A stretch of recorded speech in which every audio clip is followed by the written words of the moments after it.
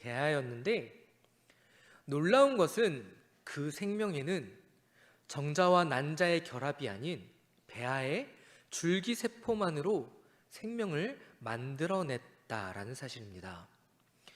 비록 그 생명은 태아까지는 자라지 못하였지만 수정한 지 14일째 해당하는 단계까지 성공시켰고, 이 결과는 과학자들에게 있어서 다른 의미로 기쁘고 또 매우 흥미롭고 경악할 만한 연구였습니다. 사실 그 전까지만 해도 쥐를 통한 실험들은 여러 번 했었고 또 비슷한 결과 역시 있었습니다. 암컷에게 줄기세포를 주입함으로써 정자가 없어도 임신과 또 출산, 그리고 그 새끼가 자라서 또다시 생명을 낳는 것까지 성공하였는데, 이번에는 정자와 난자가 아예 없는 상태에서 정자와 난자가 있다고 세포가 착각하게 만들어서 사람과 똑같은 형태를 만들어냈기 때문입니다. 물론 이 실험은 1%의 확률로 성공하였지만 생명과학 발전에 있어서 한 발짝 앞으로 나아가는 계기가 되었고, 그 후에도 중국과 미국에서도 이 실험을 해서 성공하였는데, 놀라운 것은 이 실험들이 법에 의해서 수정란의 경우 14일 이후 배양을 금지하는 법이 있기 때문에 실험을 멈췄지만 14일보다도 더 오래 키울 수 있을 정도로 생명과학이 발전했다고 합니다. 생명과학의 발전은 우리 사회에 있어서 더 깊이 우리의 삶 속에도 너무나 큰 역할들을 하게 될 것입니다. 현실적으로 말하자면 우리는 이제 앞으로 100년의 인생이 아니라 500년, 1000년까지도 살 수 있는 정말 불사의 몸이 되기까지 얼마 남지 않았다라는 것을 의미합니다. 우리가 아프면요, 줄기세포를 통해서 우리에게 맞는 신체의 일부분을 만들어서 이식하거나 세포를 우리 몸 안에 직접적으로 주입함으로써 그것이 우리의 몸 안에서 자라나게 할 수도 있어요. 모든 장기와 신체들, 이런 것들을 갈아 끼울 수 있는 현실이 될 것입니다. 우리 성도님들도 가끔 이런 뉴스 보셨을 거예요. 폭발 사고로 인해서 얼굴이 거의 남지 않았지만 이식 수술로 인해서 100% 얼굴까지는 아니지만 그래도 이런 얼굴을 복원한다던가, 그리고 우리가 보편적으로 쉽게 접할 수 있는 게 있죠. 인공 관절 수술. 비록 관절이 원래 나에게 있던 신체의 일부분이 아니라 그 관절이 금속으로 만든 관절이지만 그래도 불편하지 않게 도움을 주는 것, 이것도 한편으로는 생명과학, 과학의 발전으로 인해서 우리에게 도움을 주고 있는 것입니다. 여기서 더 발전하게 된 것이 바로 제가 방금 말씀드렸던 신체 일부분을 이식하거나 또는 세포를 주입하는 그런 것까지 발전하게 될 것입니다. 그리고 더 이상 10달 동안 배를 불러가며 임신의 수고를 안 해도 될 것입니다. 생명의 잉태에 있어서 애초에 정자와 난자의 필요성이 없어졌기 때문입니다. 아이를 가졌을 때에도 이 아이가 가족력에 의해서 아프게 태어나지는 않았는지, 어떤 문제가 있을지 걱정조차 안 해도 될 것입니다. 이런 사회가 온다면 이제는 더 이상 자식들에게 늙으면 죽어야지라는 말이 통하지 않는 시대가 될 것입니다. 오히려 그런 얘기를 들었을 때 엄마, 어느 신체를 갈아줄까 말만 해 라는 말을 듣겠죠. 제가 짧게나마 미래는 이럴 것이다 라고 소개를 해드렸는데, 이 미래는 먼 미래도 아니고요, 지금도 부분적으로 행해지고 있는 현실이다 라는 것입니다. 그러면 이러한 발전들이 기독교의 관점에서 바라볼 때 긍정적으로 바라봐야 할까요? 아니면 부정적으로 바라보아야 할까요? 그것도 아니라면 내가 이제 살 날도 얼마 남지 않았는데 내가 그런 것까지 신경 쓸 필요가 있나, 안가요? 저도 그렇고 우리 성도님들도 그렇고 이러한 시대적 상황에 적응하지 못하고 또 설령 보지 못한다 할지라도 우리는 이 문제에 대해서 한 번쯤 심각하게 고민해 볼 필요가 있다라는 것입니다. 왜냐? 우리가 먼저 이런 것들을 준비하고 있어야 우리의 다음 세대에게는 정확한, 바로 설 수 있는 신앙, 정확한 성경적인 가르침, 이런 것들을 우리가 다음 세대에게 물려줄 수 있기 때문이에요. 우리가 마냥 과학이 발전하고 기술이 발전해서 그냥 우리 사는 세상이 편하니까 적응해서 살아야지 라고 생각하며 좋은 건지 나쁜 건지 알지 못하는데 우리가 어떻게 자녀에게 다음 세대를 물려줄 수 있을 것이며 다음 세대에게 가르칠 수 있겠습니까? 그래서 저는 오늘의 말씀을 통하여서 이런 것들을 보고 제가 고민했던 것, 그리고 성경적으로 바라볼 때 우리가 어떻게 대처해야 하나, 어떤 것이 맞는 것인가, 제가 정립했던 것들을 한번 함께 나누어 보려고 합니다. 오늘의 말씀 우리 성도님들도 잘 알고 있는 바벨탑 사건입니다. 저는 바벨탑 이야기 중에 두 가지를 얘기를 해보려고 합니다. 첫 번째는 바로 바벨탑에 쓰인 재료입니다. 3절 말씀을 보면 벽돌을 만들어 견고히 굽자 하고 이에 벽돌로 돌을 대신하여 멱청으로 진흙을 대신하고 라고 되어 있어요. 이 말인즉슨 바벨탑을 만들기 전에는, 그리고 비슷한 시기에 건축물들을 지을 때 무엇으로 지었다는 거예요? 자연의 돌을 통하여서 지었다라는 것을 의미합니다. 그런데 지금 벽돌로 탑을 쌓자라는 것은 건축의 기술이 바뀌고 있다라는 것을 의미해요. 지금이야 벽돌로 건축한다는 것은 별게 아닐지도 모르겠지만 그 당시에는 획기적인 방법이었고 건축이었다라는 것이죠. 인간을 높이기 위해 바벨탑을 쌓았다면 반대로 하나님을 높이기 위해 쌓은 것이 있습니다. 그것은 바로 제단이었습니다. 출애굽기 20장 25절과 신명기 27장 6절 말씀을 보면 하나님께서 제단을 만들 때 다듬은 돌로 만들지 말고 순전한 돌, 자연의 돌로 제단을 쌓아라 라고 말씀하셨어요. 그 이유가 출애굽기 지금 나오는 말씀 25절 하반절 말씀을 보면 돌을 쪼개면 그 돌이 부정하기 때문이다 라고 말씀하세요. 하나님께서 거룩하시고 순전하신 분이기 때문에 하나님께 드릴 제단에 쓰이는 돌조차도 인간의 손이 타지 않는 순전한 것을 원하셨다라는 거예요. 그런데 바벨탑은 사람의 이름을 높이기 위해서, 자신의 이름을 높이기 위해서 자신들이 직접 견고하게 구운 순전한 돌이 아니라 인공적인 돌이었다라는 것이죠. 그리고 두 번째 재료가 뭐예요? 역청이 사용되었어요. 지난달 주일 오후 설교 때 제가 노아의 방주에 대해 설교를 하면서 방주의 재료 중 역청에 대해 이야기를 한 적이 있었습니다. 역청은 방수에 쓰인 재료였고, 그래서 노아의 방주에서도 바벨탑에서도 모세의 갈대 상자에도 이 역청을 사용했다라고 제가 말씀드렸었습니다. 결국 벽돌도 역청도 이 재료들이 뜻하는 것이 무엇이냐? 바로 본격적으로 세상이 변화하며 변하는 만큼 인간들이 하나님을 떠나는 삶, 세상이 변화되고 있고 더 이상 하나님을 신뢰하지 못한다라는 것을 의미합니다.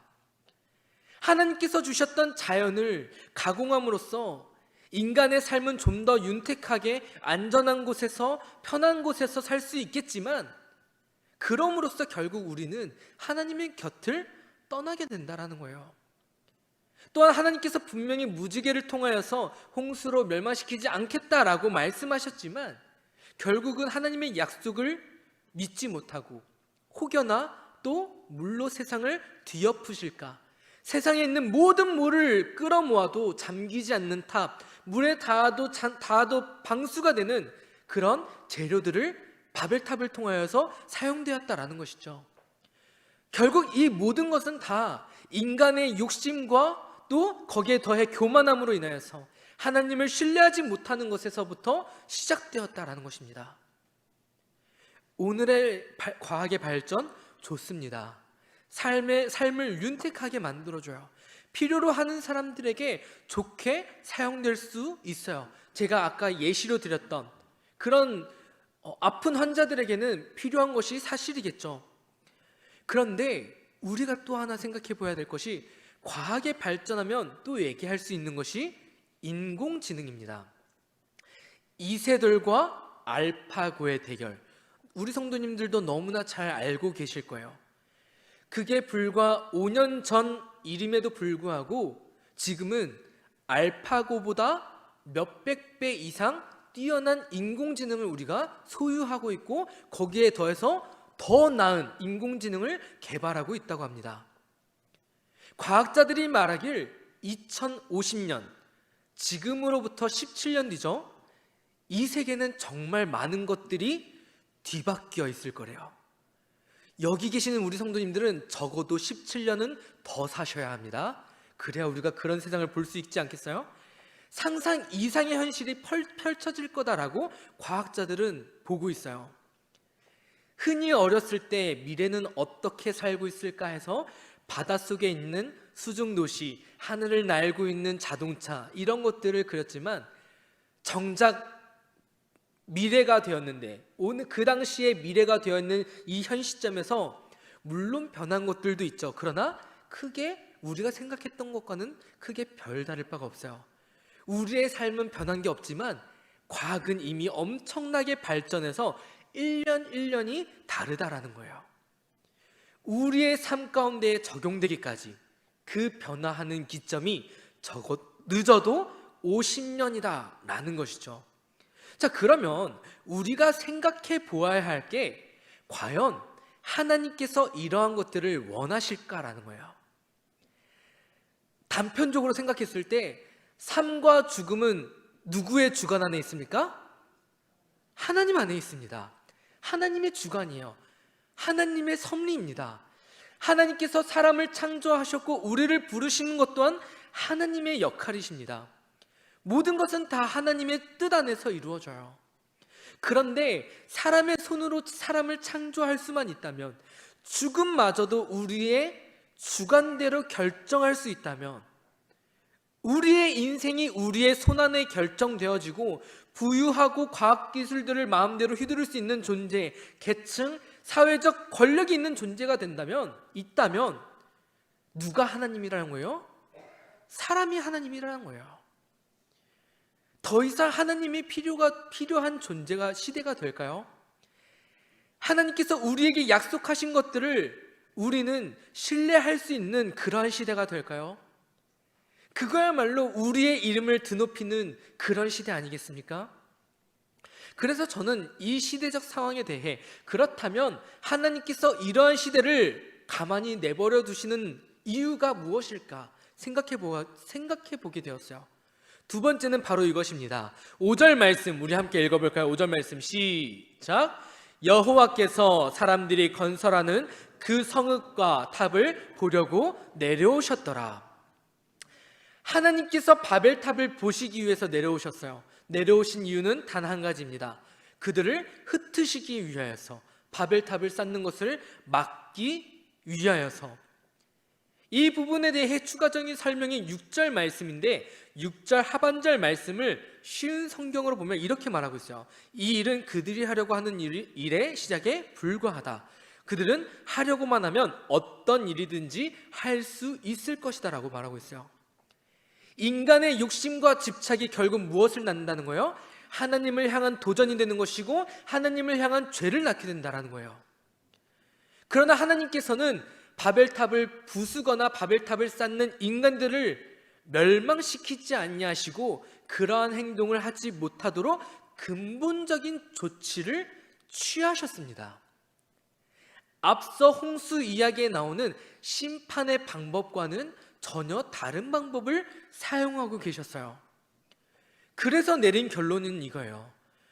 오늘날 사람이 점점 신이 되어가고 있는 이 시대 속에서, 그럼에도 불구하고 하나님께서 이 시대를 내버려 두는 까닭은 어쩌면 하나님의 때, 예수님의 재림의 때의 시대적 배경이 되는 것은 결국은 과학기술들이 발전하여서 인간의 교만함이 그게 다다랐을 때, 그때가 되지 않을까 싶어요.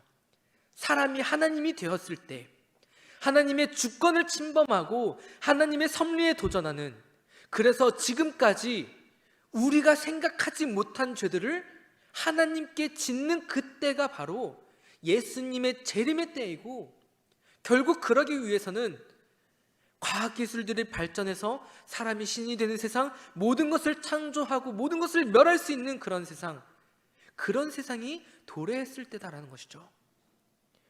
자, 제가 언제 하나님께서 내려오신다 이렇게 이단적인 그런 말씀을 드리는 것이 아닙니다. 정확하게 들으셔야 돼요. 물론 예수님의 재림은 답이 없어요. 내일이 될 수도 있고요, 어쩌면 1분 뒤에가 될 수도 있어요. 지금 당장 눈앞에 나타날 수도 있습니다.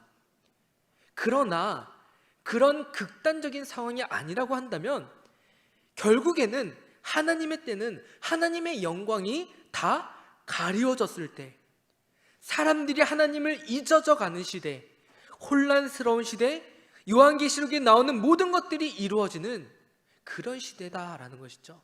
그런 시대는 결국 과학의 발전의 끝을 향한 시대가 될 것이다라는 것입니다. 그러면 우리는 어쨌든 이러한 시대를 살아가고 있고, 우리는 그런 시대를 바라보고 있어요. 그러면 현재를 살아가고 있는 우리는 과연 무엇을 할 수 있을까요? 어떻게 당장 과학기술관 앞에 단체로 가서 농성이라도 해야 되나요? 아니면 어차피 우리 손에 할 수 있는 것이라고는 없는데 넉넉히 바라만 봐야 될까요? 우리는 언제 올지 모르는 그 시대를 위해서 다음 세대가 바로 설 수 있도록 가르칠 의무가 있습니다. 그 어떤 것보다도 내 삶의 주인 되시는 주님, 결코 사람이 신이 되는 것이 아니라 하나님만이 유일한 신임을, 결국 과학 역시도 하나님께서 만드셨음을, 그러나 과학이 주가 되는 것이 아니라 하나님의 말씀이 주가 되어야 함을, 우리는 그것을 말씀을 통하여서 다음 세대에게 양육해야 될 것이고 가르쳐야 될 것입니다. 지금도 어린이집에서, 학교에서 하나님의 말씀과는 정반대되는 그런 가르침들을 하고 있잖아요. 이 세상은 우주 폭발에 의해 창조가 되었고, 사람은 진화되어져 갔으며 남자가 여자가 될 수도 있고 여자가 남자가 될 수도 있고, 더 이상 이제 아빠와 여자가 아닌 양성을 가르치고, 요즘에는 외계인이 실제로 존재한다라고 가르치기도 하나 봐요. 물론 선생님의 개인적인 가르침인 것 같은데 결국 기독교에서 말하는 하나님은 외계인이다, 외계인이 사람을 창조했다, 이렇게 가르치기도 하나 봐요. 우리의 다음 세대는 지금 제가 말씀드린 것보다, 이런 표현을 써서 죄송하지만 정신 나간 세계를 살고 있을 거예요. 우리가 바라봤을 때 정신 나갔다라고 표현할 수 있겠지만 그들에게 있어서는 그 세상이 오히려 정상적인 사회가 될 거예요. 우리는 계속해서 다음 세대를 위해서 기도해야 합니다. 기도가 많이 필요합니다. 성경의 가르침이 필요합니다. 제2의 바벨탑이 되었을 때, 하나님의 때가 도래했을 때 우리의 다음 세대들이 바로 서서 온전히 하나님을 믿을 수 있도록, 그런 혼란스러운 세상 속에서도 흔들리지 않는 믿음이 생길 수 있도록 우리부터가 바로 서야 되고요, 우리가 기도해야 되는 거예요. 올바른 신앙을 갖기를 소망합니다. 기도하기에 힘쓰길 소망합니다. 말씀을 가까이 하길 소망합니다. 올바른 신앙을 잘 전달하기를 소망합니다. 결국 우리가 가장 해야 할 것은 가장 기본이 되면서 가장 중요한 기도예요. 말씀이에요. 예수 그리스도의 그 십자가 부활의 사건을 우리가 바로 믿어야 되고 그것을 잘 전달해야 돼요. 하나님께서는 세상이 어떻게 변하든 하나님의 일을 묵묵히 행하실 것입니다. 하나님의 행하시는 일 속에서 우리가 구원받느냐, 세상에 속한 삶을 사느냐, 이것은 바로 우리의 행함에 따라 달라지게 될 것입니다. 우리가 오늘의 말씀을 기억하면서 정말 심각해져 가고 있는 시대, 빠르게 변화하는 시대 속에서 과연 나는 이러한 현상들을 어떻게 바라볼 것인가? 세상이 주는 윤택함을 누리며 그 속에서 하나님을 잊어버리는 세상이 주가 되는 삶을 살 것인가? 아니면 내가 그 속에서도, 그 세상 속에서도 하나님 잘 믿고 잘 가르쳐서 다음 세대가 바로 설 수 있도록 힘쓸 것인가? 내가 할 수 있는 것 무엇인가 고민하고 우리가 기도하면서 먼저는 내 자신을 위해, 다음 세대를 위해 기도하고 또 가르치며 올바른 교회로 성장할 수 있는 그런 수원교회가 될 수 있는 그런 우리 성도님들의 개개인의 가정이 될 수 있도록, 그런 가정이 축복받는 가정이 될 수 있기를 간절히 소망합니다. 이 시간 함께 찬양하고 기도하기를 소망합니다. 우리가 아까 불렀던 나 무엇과도 주님을 바꾸지 않으리, 세상에서 말하는 그런 것들, 중요하게 요구하는 것들, 삶이 주는 윤택함, 세상 속에서 말하는 것들보다 가장 우선시되는 것, 그것은 바로 하나님 한 분뿐이라는 것을 우리가 입술로 고백하며 찬양하기를 소망합니다.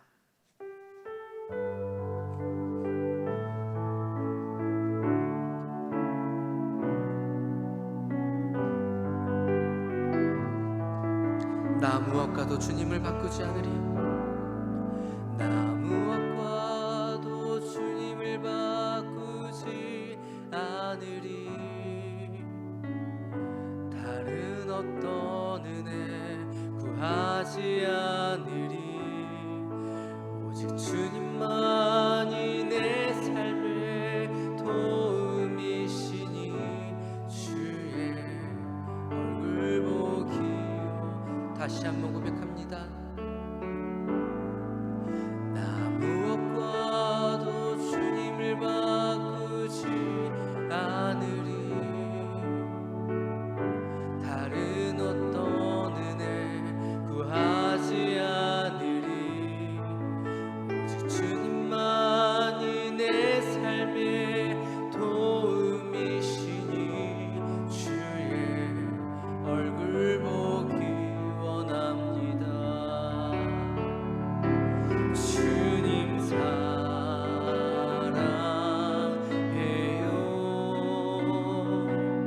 온 마음과 정성 다해 하나님의 시시란 친구 되기. 주님 사랑해요. 주님 사랑해. 그 어떤 것과도 바꿀 수 없는 주님의 사랑, 정성 다해 하나님의 시시란 친구 되기. 주님 사랑해요. 주님 사랑. 이 고백이 우리 고백이 뿐만 아니라 다음 세대의 고백이 되길 소망합니다. 정성 다해 하나님의 시시란 친구 되기 원합니다. 이 시간 함께 기도하기를 소망합니다. 주님, 세상은 점점 정말 빠른 속도로 변해가고 있는데 교회는, 우리의 신앙은 세상의 발전에 따라가지 못하고 점점 더 뒤쳐져 갑니다. 비록 우리가 주님의 때를 알 수 없지만 빠르게 변해가는 이 세상 속에서 주님께서 다시 올 때를 우리가 대비하며 먼저는 우리 자신이 준비되어지고 우리 다음 세대들이 잘 준비될 수 있도록 하여 주시옵소서.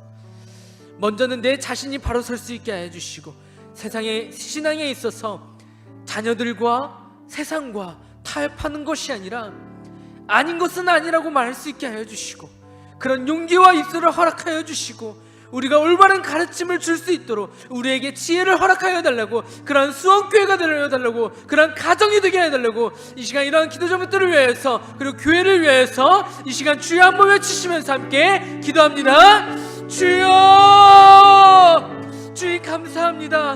우리에게 아버지 과학을 허락하여 주시고 그런 과학들을 통해서 우리의 삶이 윤택하게 해주심에 감사합니다. 그러나 그런 과학들의 발전들이 더 이상 하나님을 위해서 쓰임받는 것이 아니라 우리를 위해서, 사람들을 위해서 사용되어지고 그것이 더 욕심에 욕심을 잉타하여서 죄가 죄를 잉타하여서 그것들이 결국은 제2의 바벨탑이 되어서 하나님의 신앙을, 우리를 향한 신앙을 위협하고 있습니다. 더 이상 하나님, 인간이 교만하지 않게 하여 주시고 하나님을 더욱더 사랑할 수 있는 우리가 되게 하여 주시옵소서. 그러한 신앙이 되어지길 소망합니다. 그러한 우리 수원교회가 되어지길 소망합니다. 우리 수원교회 성도님들이 되어지길 소망합니다. 그러한 가정들이 되어지길 소망합니다. 하나님, 우리가 바로 설 수 있게 하여 주시옵소서. 하나님, 우리에게 그러한 신앙을 허락하여 주시옵소서. 아버지, 우리가 먼저는 바로 섬을 통하여서 아버지, 우리의 그 올바른 신앙관을 통하여서 다음 세대들에게 물려주길 소망합니다. 하나님, 점점 더 죄짓는 시대, 아버지, 그런 시대 속에서 그것이 오히려 이제는 정상적이라고 말하는 그 시대 속에서 살아가고 있을 아버지 다음 세대들, 아버지, 그런 다음 세대들이 아버지 아닌 것은 아니라고 말할 수 있는 아버지 그런 용기를 허락하여 주시옵소서. 아버지, 그런 신앙을 아버지 우리 다음 세대들에게 허락하여 주시옵소서. 먼저는 우리가 바로 서기를 소망합니다. 우리에게 아버지 타협하지 않는 신앙을 허락하여 주시옵소서. 우리가 먼저 바로 설 수 있게 하여 주시옵소서. 우리가 먼저 기도로서, 우리가 먼저 말씀으로서 바로 설 수 있게 하여 주시옵소서. 그래서 그러한 가르침들을 아버지 우리 자녀들에게 아버지 교훈하게 힘쓸 수 있게 하여 주시옵소서. 교회에서 말씀을 가르치게 하여 주시옵소서. 가정에서 말씀을 가르칠 수 있게 하여 주시옵소서. 교회에서 기도하게 힘쓸 수 있게 하여 주시옵소서. 가정에 기도하게 힘쓸 수 있게 하여 주시옵소서. 할아버지, 아버지 그리고 자녀에 이르기까지, 손주에 이르기까지 아버지 모든 세대들이 걸쳐 아버지 다음 세대들이 올바르게 설 수 있는 믿음의 가정이 될 수 있도록, 하나님의 쓰임받는 가정이 될 수 있도록 주여 함께하여 주시옵소서. 그래서 마지막 시대 속에서 아버지 많은 교회들이 무너진다 할지라도, 많은 세상이 무너진다 할지라도 우리 수원교회만큼은 아버지 하나님으로부터 쓰임받는 교회로서 아버지 성장하기를 소망합니다. 아버지, 우리 교회가 더욱더 성장하기를 소망합니다. 아버지, 우리 교회가 더 이상은 무너지지 않게 하여 주시옵소서. 우리 교회가 더 이상 뒤처지지 않는 교회가 되어지지 않게 하여 주시옵소서. 아버지, 우리가 2023년도 이제 얼마 안 남은 시점 속에서 우리가 바라보아야 할 것은 오직 믿음이고 오직 말씀이고 오직 기도뿐이오니, 하나님, 우리가 2024년도에는 더욱더 말씀으로 더욱더 기도하기에 힘쓸 수 있는 아버지 우리 수원교회가 되어질 수 있도록 주여 역사하여 주시옵소서. 먼저도 우리 성도님들이, 아버지 우리 교역자들이, 장로님들이 먼저 바로 설 수 있는 아버지 교회가 되어지길 소망합니다. 아버지, 우리의 모든 것들을, 근본적인 그 내면의 문제들을 아버지 해결하게 하여 주시고, 아버지 우리가 오직 주님만 바라보며 나아갈 수 있는 아버지 교회가 되어질 수 있도록 주여 함께 하여 주시옵소서.